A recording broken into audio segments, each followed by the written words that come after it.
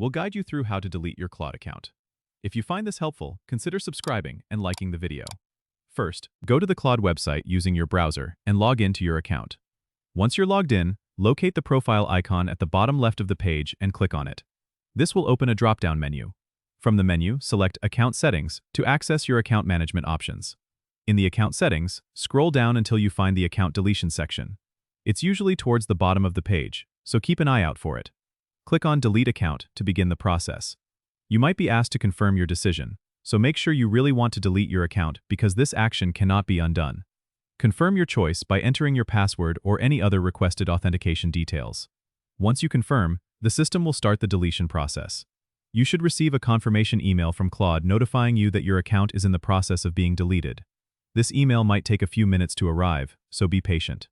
If you don't see it in your inbox, check your spam or junk folder just in case. Remember, once your account is deleted, you won't be able to recover any of your data, so make sure you have backed up any important information beforehand. That's all there is to it. Don't forget to subscribe and comment if this helped you out.